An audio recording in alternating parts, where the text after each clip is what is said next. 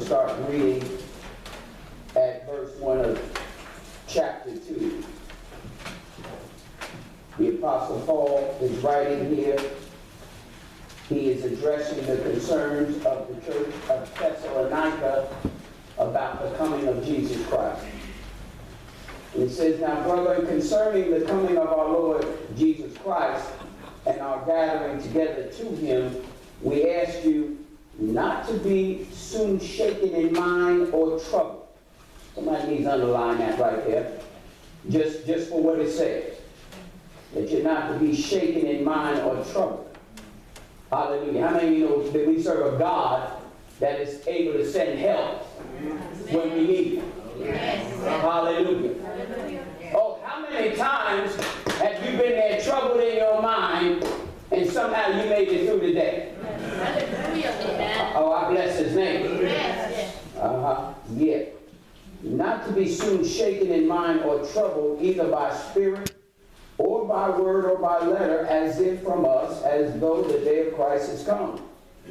Let no one deceive you by any means, for that day will not come unless the falling away comes first, and the man of sin is revealed, the son of perdition, who opposes and exalts himself above all that is called God or that is worshipped, so that he sits as God in the temple of God, showing himself that he is God.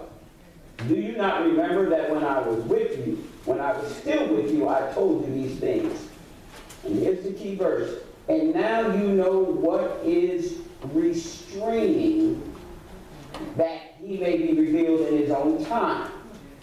For the mystery of lawlessness is already at work. How many of y'all know that? Yes. This mystery of lawlessness has been at work, and you see the evidence within our society. But hallelujah, aren't you glad you've been renewed by the Spirit of the living God? And you know the truth.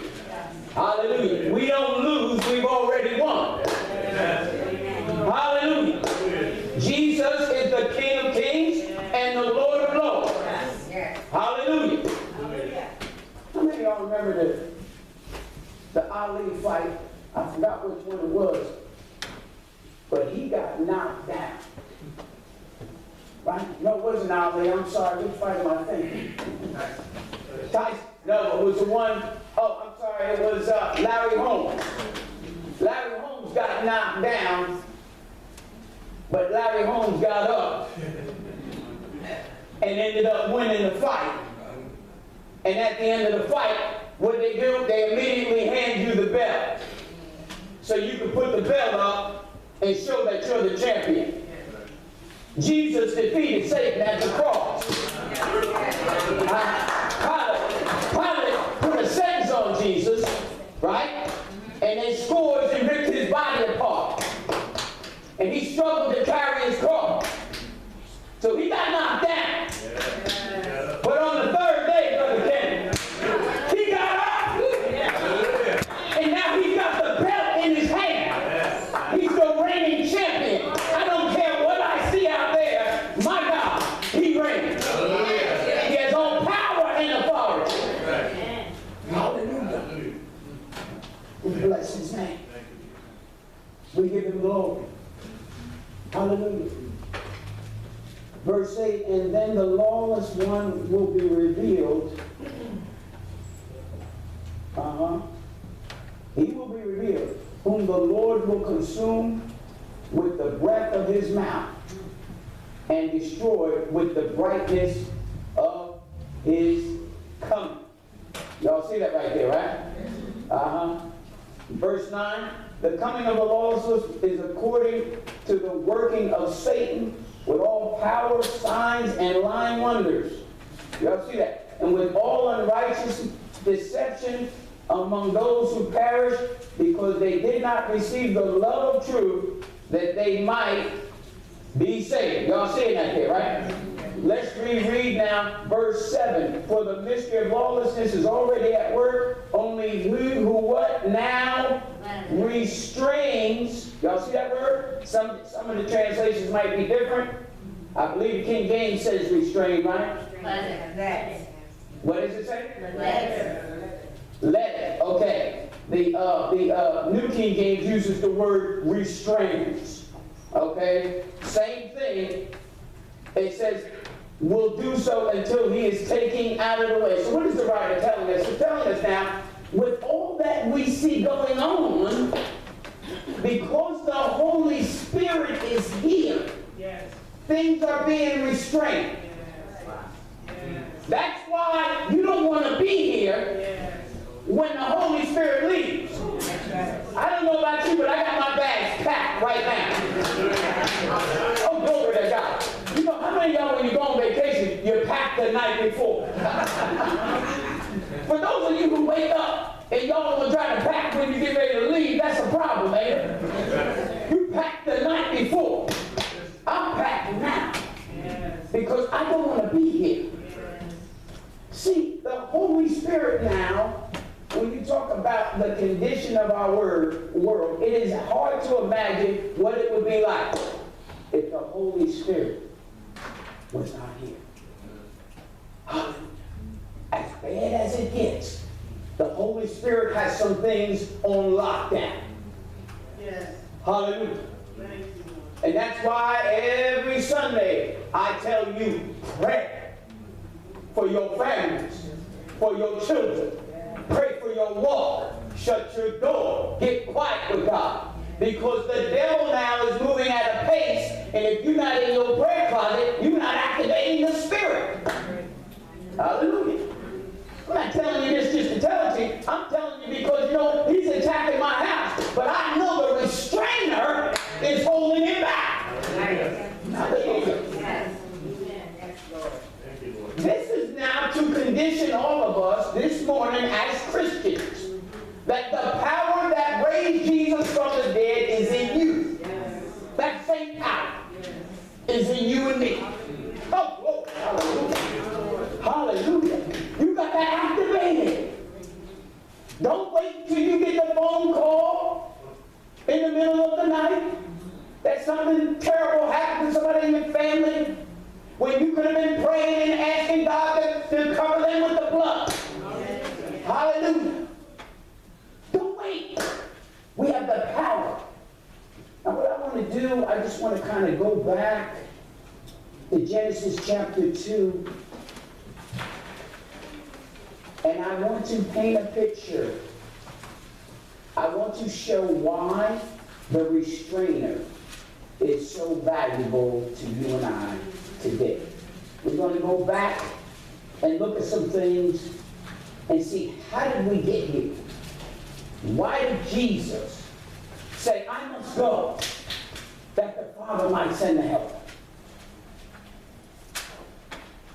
Genesis chapter 2. We're going to read verses 1 through 4. If you have it, say amen. Amen. It says, thus the heavens and the earth and all the host of them were finished. And on the seventh day, God ended his work which he had done, and he rested on the seventh day from all his work which he had done. Then God blessed the seventh day and sanctified it, because in it he rested from all his work which God had created and made. Now, verse 4, key verse. This is the history of the heavens and the earth when they were created, in the day that the Lord God made the earth and the heavens. We don't know day by day. We don't know the time frame, but we do know around the same period of time, God created the heavens and the earth. When we talk about the heavens now, we are talking about a host. The key word there in verse 2 is the host of them. I just need to read the definition of this host, this word host, because we are talking about the angelic beings that God created. We see what's going on down here, but up in heaven, there's a whole lot going on. Hallelujah. Y'all hear what I'm saying? That's the command center. And we see this word host. It means to mass, to establish now a great assembly. We see that word mass, we're talking about a lot. Hallelujah. And here's the key definition here. It says, an army or servants. So now the original purpose of the angelic host or the angels was to serve. Hallelujah. But we know that Lucifer, who was one of the seraphim, right? You can read that in Isaiah 6, where Isaiah gives us a view of heaven, and there are some powerful angels that are before the throne of God. Lucifer was one of them. We talk about hosts, we could be talking about billions upon billions upon billions. Hallelujah. Can you imagine that worship? That worship service, Brother Ken. Hallelujah. When we talk about this word host up, we know that because Satan now wanted to ascend his throne beyond God's. Do we not see that now in the church? Do we see that now in our pulpits because this pastor wants to be able to bring the message better than that one? And we have schools and we're doing mission work, and I'm not knocking all of that, but I'm here to tell you right now, Jesus Christ is the King of Kings and Lord of Lords, not Michael Morgan. I got news for you. He died for you. He bled for you. He carried his cross. He's the reason I'm here. Hallelujah. We have pride behind the pulpit. Like, look at me. I can bring the word. No, listen. Look at me. I'm here because of his mercy and his grace. Look at me. I should have been dead a long time. Back for the blood. Yeah. Hallelujah. Hallelujah. And Lucifer now, he rebels against God. And he persuades a third of the angelic host. Hallelujah. And can you give me that? You got that picture for me up there, that photo? It should be up there. Y'all see angels? Y'all see that, right? Not yet? Okay. Hallelujah. We bless his name. Not on it. All right. Hallelujah. I had an image of the angels in glory before the throne of God and Christ, all in white, standing there. And there's a mass amount of angels in front of him. And then if you look down below, there was an image of Satan and all the angels with him being cast out of the heaven. Okay? That was the image I wanted you to see. Hallelujah. And the reason why I wanted to show you that, because it ties into Revelation chapter 12, verse 7. Okay? You don't have to turn there. If you want to turn there, you can, but I'm going to read it anyhow. It says, and war broke out in heaven. Michael and his angels fought with the dragon, and the dragon and his angels fought, but they did not prevail, nor was a place found for them in heaven any longer. So the great dragon was cast out, that serpent of old called the devil and Satan, who deceived the whole world. He was cast to the earth, and his angels were cast out with him. Then if you go down further in verse 12 of chapter 12 of Revelation, it says, therefore rejoice, O heavens, and you who dwell in them. But it goes on to say, woe to the inhabitants of the earth and the sea, for the devil who has come down to you, having great wrath, for he knows his time is short. Now, why am I reading this scripture and why am I pointing this out to you? Is because of the superiority of these fallen angels. Just because they are now considered or called demons doesn't mean they lost their power. They are far superior than you and I, mankind. Far superior. I was looking at some of the great minds, Albert Einstein, right? We know Microsoft, the one that established Microsoft, Bill Gates, and these great minds. They are not even a foothold to angelic beings. What I'm telling you right now is they are here now, and their design is to crush God's creation. Because it is amazing that Satan rebelled in heaven but has no grace. See, for God so loved the world. God loves you and I. I will never forget when I came to Christ and I realized realize, Minister Windsor, that God loved me. I had no idea that God loved me. How many know what I'm talking about? You're going through your whole life thinking you're condemned, you're no good, and then out of nowhere, you find out that God loves you. Hallelujah. The lake of fire was created for the devil and his angels. But God sent his only son for me and you. You and I have done evil in the sight of God. Yet God made a way out of no way for you and I to find him. God made a bridge over troubled waters for you and I to be able to cross over and embrace his glory. God excused your nonsense and brought you in by his grace. Do I have a witness?